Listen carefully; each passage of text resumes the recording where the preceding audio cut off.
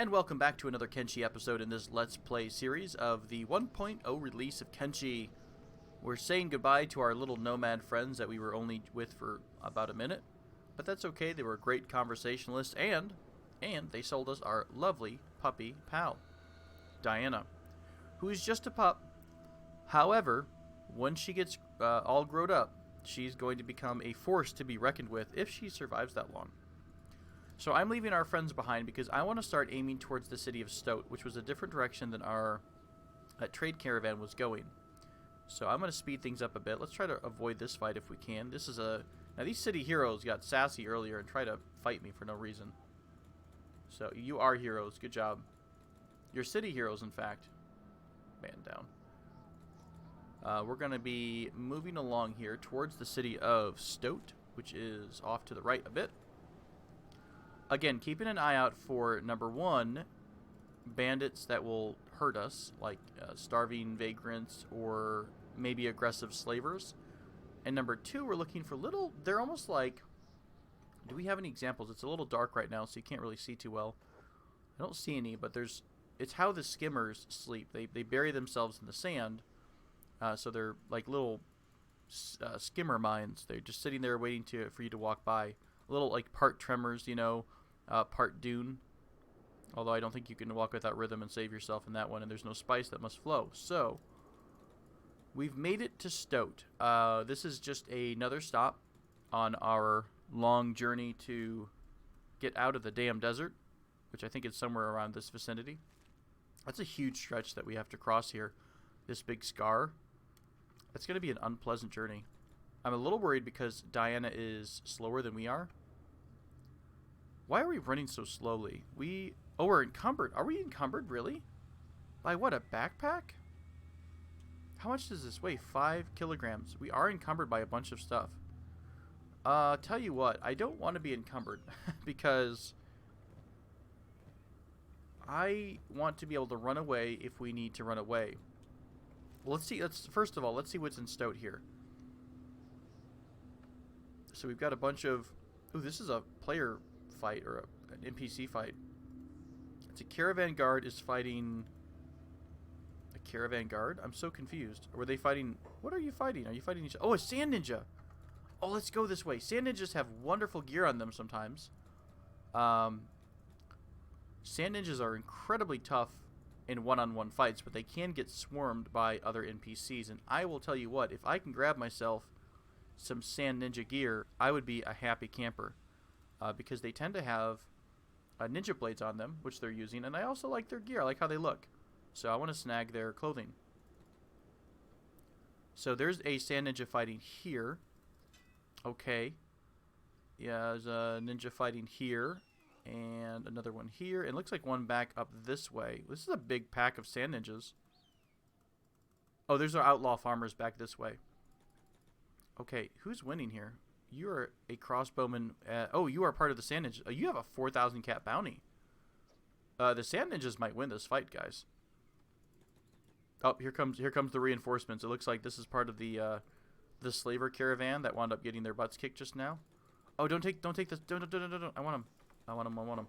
Let's change this over to run as fast as you possibly can. We'll leave Diana in the dust. What in the heck? I think that was hilarious. I think this guy just shot and missed the sand ninja and hit this poor slaver guard. That's hilarious. And also karmic. No, we don't want you to enslave him. We want to come up. I think we're going to get it. We want to come up here.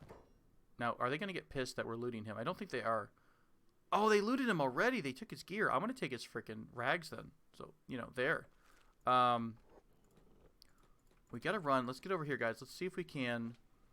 It looks like NPCs will now loot other NPCs. Oh, he still has his sword on him. Let's get over here as fast as we can. Quick. We got to be good scavengers, right? As soon as something happens, we got to scavenge it. What are you? Are you another ninja? Oh, you are another ninja. Well, let's get this guy first. All right, we're going to take your sword.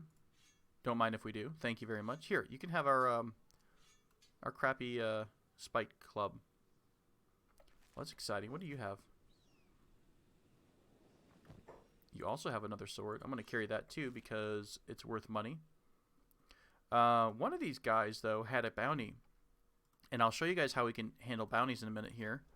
There was someone shooting up here, I thought. Maybe they were already picked up. I don't see that there definitely was a sand ninja up here. I just don't quite see where they've gone to. And the gate guards got pulled out very far. Is anyone already on someone's back, like getting carried in town? So here's a sand ninja here. You're committing a crime. Maybe the bounty message is covered up by the fact that it says committing crime. Committing crime here. What about, do you have another sword on you too? Oh, I think this is our guy. He's the guy that had a crossbow. Let's take that. I mean, it'd be nice to have a crossbow, but we can't use it. What are you doing? You're capturing a slave. I don't want you to do that. I'm going to pick this guy up and see if he... Oh my god, I can't carry anyone. That's hilarious. I can't even pick someone up to carry them as a... to turn them in and get their bounty. Because I am a one-armed fighting person with without the ability to do that. Well, that's unfortunate. This is a nice 4,000 credit bounty that we could have gotten our hands on. We can, of course, hire someone else as part of our faction. I just didn't have that quite ready to go yet.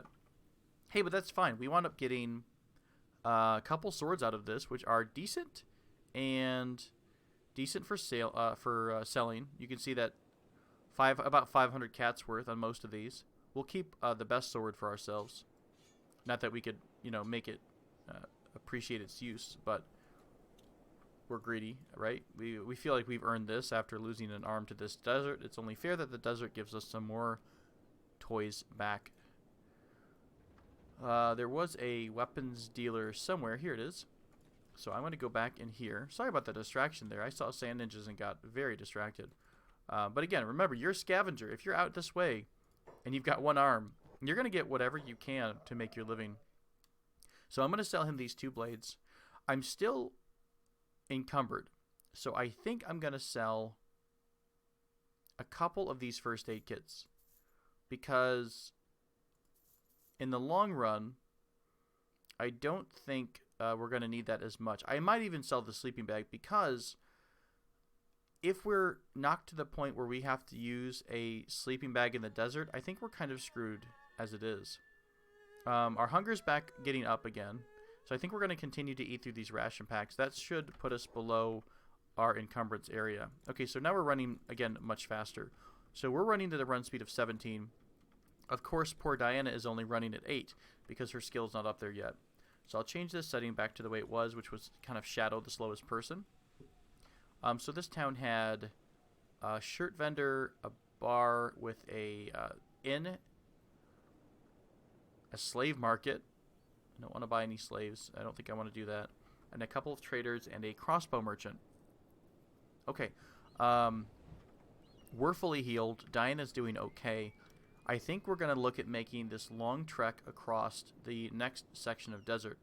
Not going to be pretty because it's pretty scary out that way. It's a big stretch of land. Let's take a look again. This is a huge stretch. Ugh, I'm really nervous because Diana is so slow. I'm pretty confident that we can escape if we need to, but I really don't want to sacrifice our pup. So we'll have to play it safe. Diana's running a little bit slowly, so we're running as slow as she is, but hopefully this should increase over time. You can even have your animals... Oh, I wonder if I can carry Diana, how much that's going to affect my encumbrance. I can't. Hey now. Hey now. None of that crap. None of that crap. We had this discussion before. Okay, you want to do the karma thing again? Alright, I think he's coming after me. I'm going to split Diana off. I'm going to run as fast as possible away. You're going after my dog, dude? Seriously? Okay, well, I'm going to try to aggress him and then run away so I can try to take his aggro, which I did. I mean, we can do the same trick twice, right? We can do the same thing, try to find a skimmer and drop you off with a skimmer, although I think we're way too fast for him. So we'll keep an eye on him. Diana and Tobel here, our main guy, and see what he does once he loses aggro. In theory, I think he should run away. By the way, there's a little flashing red box here. This just indicates your characters are being aggressed by something, and you're not focused directly on it.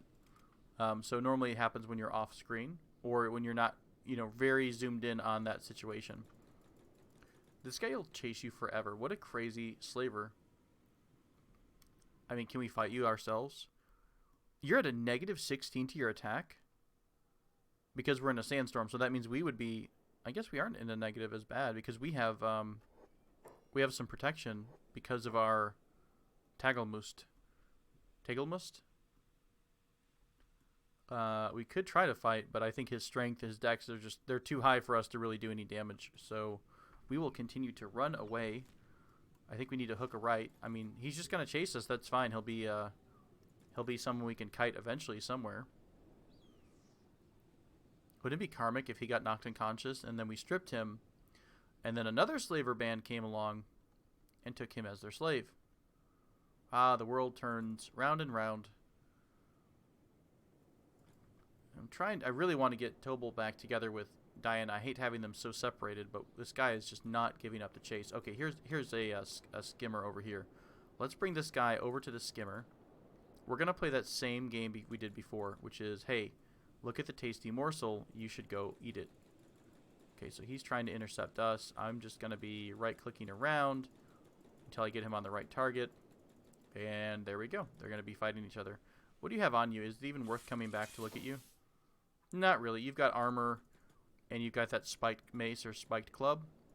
I think I'm just going to leave you to it. Oh, it's a bunch of outlaw farmers. I don't want to aggro a group of them. They are pretty lightweight and fast, so I don't want to incur their wrath.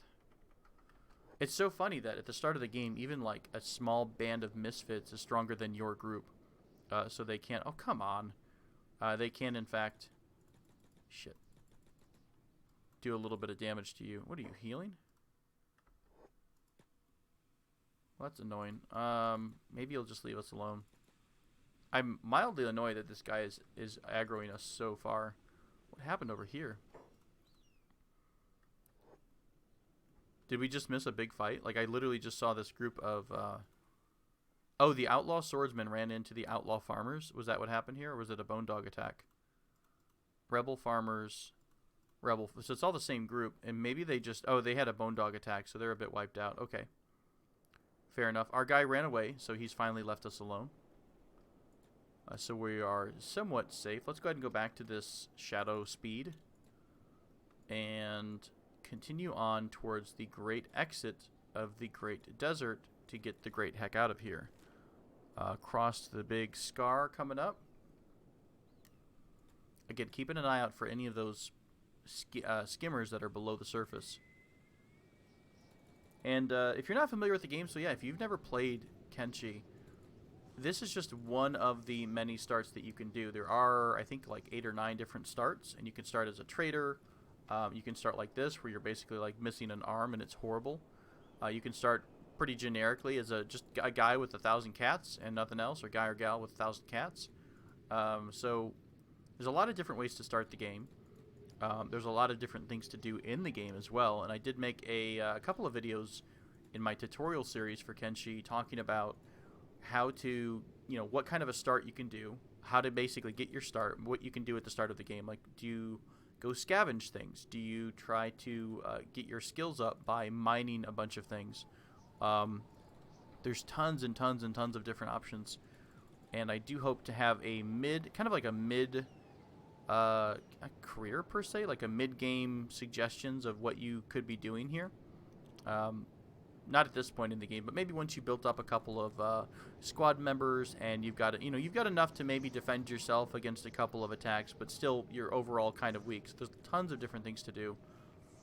So if you have any questions about starting out in the game, or I've also made a video about base building, so you can definitely check out the base building tutorial that I have if you're wondering how to get started. And you don't actually have to build your main base.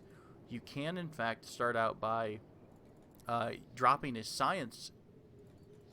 research bench, rather, not a science bench, but a research bench You can put one inside of a building in a building that you would buy inside of an existing city. So even back in Stoat, there was probably a building for sale. So I could have bought that building, and I could have put a research bench in it to do some research.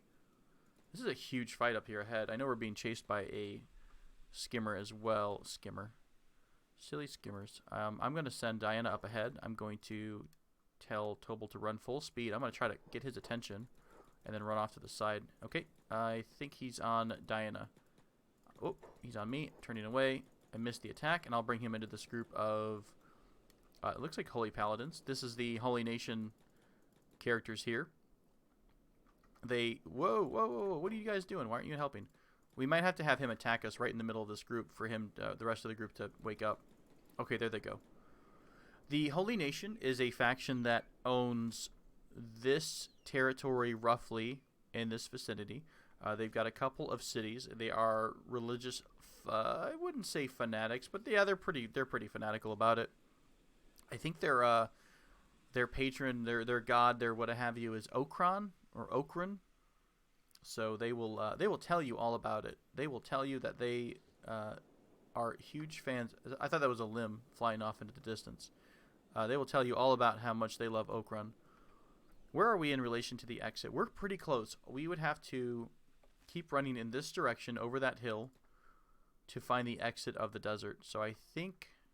How many people are wounded here? God, there's a ton of people. But if we steal anything from here, we're going to get just beat down. We're not running as fast as Diana. So let's do that. Diana, how's your run speed? Not really that great, but your athletics has been building up. So as the athletic skill goes up, so too does the run skill. So we'll have to just keep running around with Diana until she becomes a nice, strong bone dog to be feared. I think bone dogs are probably one of the strongest companions you can have in this game. Now, I've not messed around too much with other races. I know when you start the game, you can be robot, Shek, Hive, human, and there's different subclasses or subraces of each one.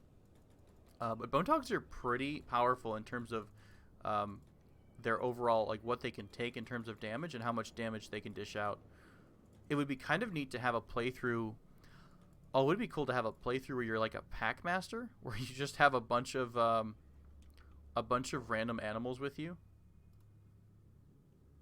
This was a couple of random people here. You've got a bounty on you as well. Again, I can't carry anyone, so I don't know why I'm even looking. But in case they had gear, but I think they were peasants, so I don't think they had much on them. But yeah, what a fun playthrough if you're a pack master. Like your only restriction is that you can only buy beasts, whether it's a bull, whether it's a bone dog, and just make your entire faction out of that. That would be kind of entertaining. You'd probably do a heck of a lot of damage too.